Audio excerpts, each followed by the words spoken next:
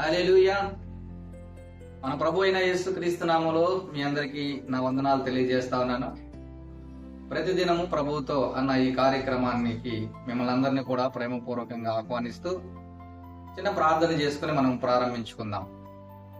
ప్రేమ నమ్మకం కలిగిన మా తండ్రి, మీకు వందనాలయ్యా. మరొక దినాన నీ పాదాల దగ్గర మేము ఈ రీతిగా చేరడానికి మీరు మాకు ఇచ్చిన సమయానికే మీకు వందనాలు. ప్రతిదినము ప్రభువుతో ఈ రీతిగా మేము గడపడానికి మీరు మాకు ఇస్తున్న ఈ చక్కటి దేవనైనా అనుకూలతను బట్టి, అవకాశాన్ని బట్టి, భాగ్యాన్ని బట్టి మీకు వందనాలు చెల్లిస్తూ ఈ సమయాన్ని మా కొరకు దీవించి ఆశీర్వదించమని వేడుకుంటూ యేసుక్రీస్తు నామములో ప్రార్థించి వేడుకున్నాను తండ్రి, ఆమేన్. ఈ ఉదయకాల సమయంలో మనము ఒక వాక్య భాగాన్ని మనం చదువుకొని దానిలో నుంచి కొంచెం ముందుకు మనం కొన్ని విషయాలను నేర్చుకోవడానికి వెళ్దాము. యెషయా గ్రంథము 49వ అధ్యాయము 15, 16 వచనాలు మనం చదువుకుందాం. ఈ వాక్యము మనందరికీ తెలిసిన భాగము. చాలా ధైర్యాన్ని ఇచ్చేది, చాలా బలపరిచేది, ఎంతో గొప్ప భరోసానిచ్చే వాక్యముగా మనం దీన్ని చూస్తా ఉన్నాం. ఏంటి ఆ మాట అని మనం చూస్తే, స్త్రీ తన గర్భమున పుట్టిన బిడ్డను కరుణింపకుండా తన చంటి పిల్లను మరచున వారైనా మరచుదురు గాని నేను నిన్ను మరువను. చూడుము, నా అరచేతుల మీదనే నేను నిన్ను చెక్కి ఉన్నాను, నీ ప్రాకారములు నిత్యము నా ఎదుట నున్నవి. ఎంత చక్కటి మాట కదా. ప్రవక్త అయిన యెషయా ద్వారా దేవుడు చక్కటి భరోసాతో కూడిన మాటను మన కొరకు రాయించినట్లుగా మనం చూస్తా ఉన్నాం. ఎవరైనా సరే ఈ లోకంలో నిన్ను మర్చిపోయినా నేనైతే నిన్ను మరవను, నేనైతే నిన్ను విడువను, నేనైతే నిన్ను ఎన్నటికి కూడా ఎడబాయను అని దేవాతి దేవుడే వాగ్దానము చేస్తున్న మాటలు ఇవి. సో చాలా మంది అయ్యో నన్ను అందరూ విడిచిపెట్టేశారే, నేను ఒంటరినే, నన్ను పట్టించుకునేవారు లేరే అని అనుకునే వారికి ఎంతగానో కూడా ధైర్యాన్ని ఇచ్చే మాటలు ఇవి. ఈ లోకంలో చాలా మంది ఒకవేళ నిన్ను వెలివేసినట్లు చూస్తా ఉన్నా, నిన్ను అసహించుకుంటున్నా, నిన్ను చేదరించుకుంటూ ఉంటున్నా, ఈ మాట చదివితే ఎంత ధైర్యమో, ఎంత భరోసాను. అరే ఎవ్వరు నన్ను విడిచినా దేవుడు నన్ను విడువని అంటున్నాడు, నన్ను ఎడబాయని అంటా ఉన్నాడు. చిన్న బిడ్డలను వారి యొక్క కన్న తల్లులు మరుస్తారా?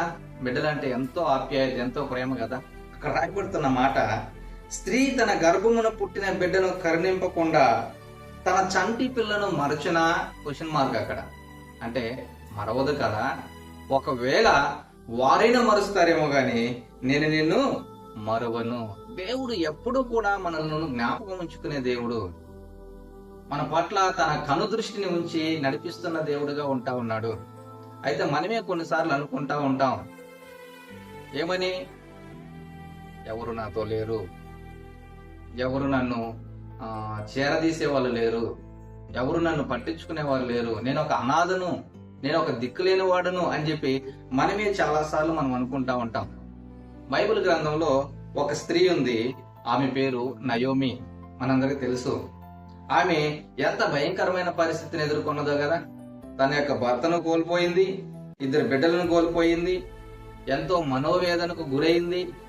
అందుకనే నయోమి అంటే మాధుర్యము, మధురము అని అర్థం వచ్చే ఆ పేరుని ఆమె అనుకుంటుంది, ఇక మీదట నన్ను మధురం అనంతు, నన్ను మారా, చేదు అని పిలవండి.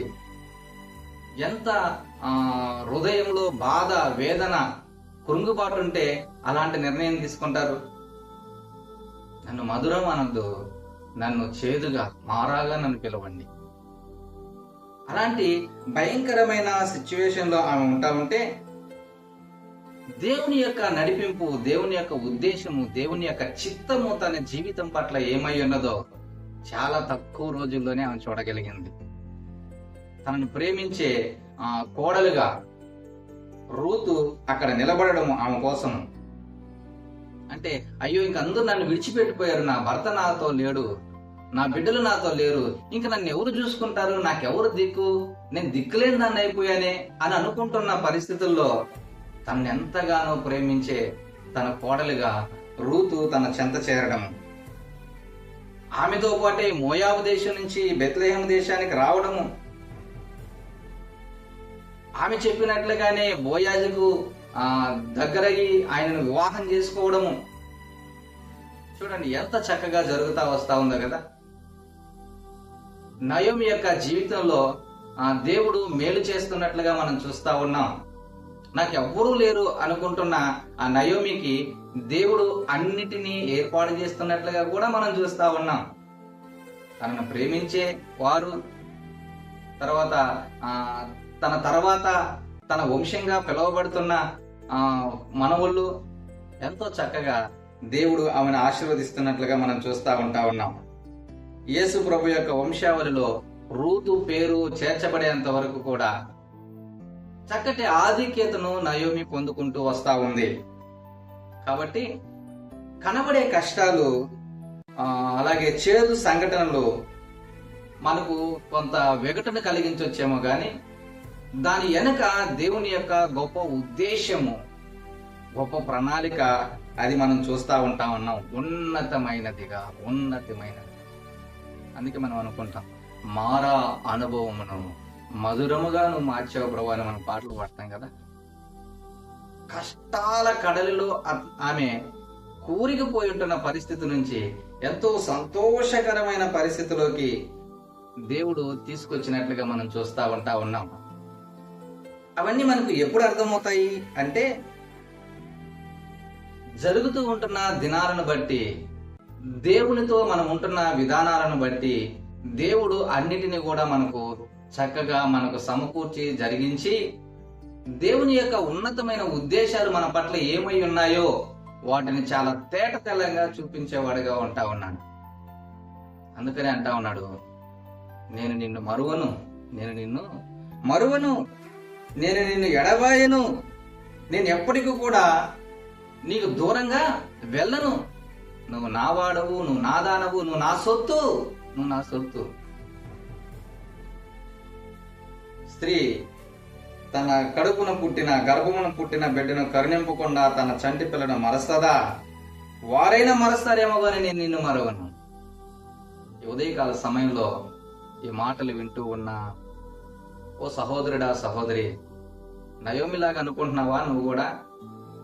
అయ్యో, నా బ్రతుకు అస్తవ్యస్తం అయిపోయింది, నేను గందరగోళమైన పరిస్థితుల్లోకి దిగిపోయినట్లుగా ఉంటా ఉన్నానే, అందరూ నన్ను ఎడబాసారే, నా అనుకున్న వారు నాతో ఎవరు లేరే అని ఒకవేళ నువ్వు అనుకుంటూ, ఇదిగో నా బ్రతుకు మారాలాగా అంటే చేదుగా తయారైపోయిందని నువ్వు అనుకుంటా ఉంటే, దేవుడు అంటున్నాడు, మారా అనుభవం నేను మధురంగా మారుస్తాను.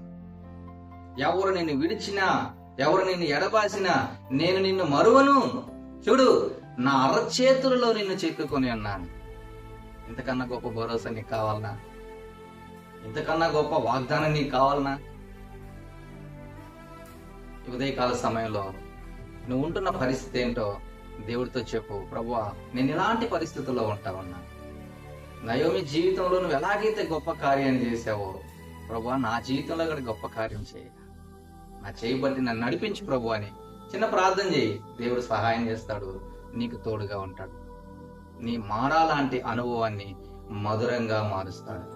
తలలు వంచుదాం, ప్రార్థన చేసుకుందాం.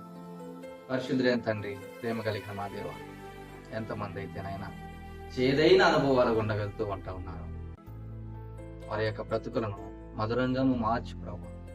ఉదయకాల సమయంలో నాయన వారి కన్నీటిని చూస్తున్న దేవుడివి, వారి యొక్క అంగలార్పును వింటున్న దేవుడివి కాబట్టి వారి కన్నీటిని తుడవండి. వారి జీవితాలలోకి సంతోషము, సమాధానము మీరు అనుగ్రహించి నడిపించమని మీ దయగలిగిన హస్తాలకు అప్పచెప్పండి. యేసుక్రీస్తు నామములో ప్రార్థించి వేడుకున్నాను తండ్రి, ఆమేన్. దేవుడు మిమ్మలను దీవించునుగాక. ఆమేన్.